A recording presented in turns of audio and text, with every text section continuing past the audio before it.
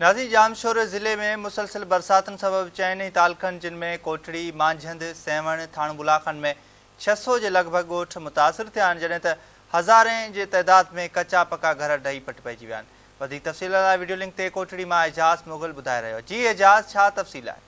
सेवण तालुके जे लगभग नंढनि वॾनि ॻोठनि तक़रीबन 500 जेके ॻोठ आहिनि उहे पिणु मुतासिर थिया आहिनि। अवांखे ॿुधाईंदा आहियूं त तालुके सेवण जे यूसी झांगारा, बाजारा, बूबक समेत ॿिया केतिरा ई इलाइक़ा आहिनि जेके हेठाई वारा इलाइक़ा हुजण करे ऐं नयूं वेहण करे उते जेके ॻोठ आहिनि, नंढा वॾा ॻोठ उहे पिणु पाणी हेठि अची विया आहिनि, जिते केतिरा ई हज़ारनि जे जेके ख़ानदान आहिनि उहे पिणु मुतासिर थिया आहिनि। अवांखे ॿुधाईंदा आहियूं त मुसलसल बरसाति सबबु जिते नंढा वॾा ॻोठ मुतासिर थिया आहिनि त उते सवनि जी तइदाद में जेके कचा पका घर आहिनि उहे पिणु ढही पट थी विया आहिनि। केतिरा ई माण्हू जेके उहे पिणु ज़ख़्मी थिया आहिनि। उन खां अलावा खे ॿुधाईंदा आहियूं त ताकि सेवण में मुसलसल बरसातियुनि खां पोइ जेके नैन जो पाणी ॻोठनि में वञी काई पियो, जंहिं करे काफ़ी ॻोठ मुतासिर थिया त उते जेके अवांखे ॿुधाईंदा आहियूं त जामशोर ज़िले तालुको थाणबुलाखान जेको ॾूरारो इलाइक़ो आहे, जाबरू इलाइक़ो आहे, उहो बि तमामु घणो मुतासिर आहे। उते बि काफ़ी अहिड़ा ॻोठ आहिनि जेके तमामु घणा मुतासिर थिया आहिनि। हज़ारनि जी तइदाद में जेके ख़ानदान उहे पिणु बेयारो मददगार बणियल आहिनि। उते बि अवांखे ॿुधाईंदा आहियूं त समाजी तंज़ीम जो सरबराह आहे मलिक सिकंदर जूनियर ख़ान जी समाजी तंज़ीम पिणु आहे।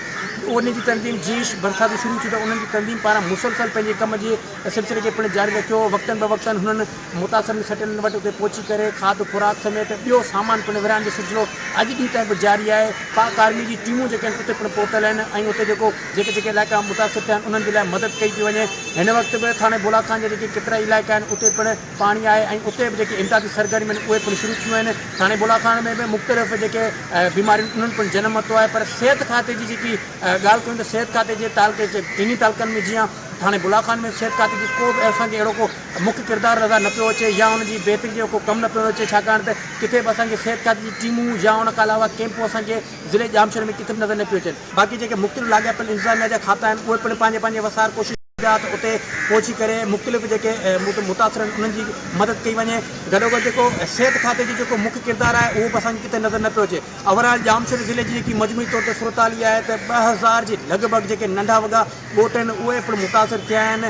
लखे जेके ख़ानदान आहिनि उहे पिणु मुतासिर थियल आहिनि, पर ज़िले जो को बि मुख्य किरदारु नज़र न पियो अचे।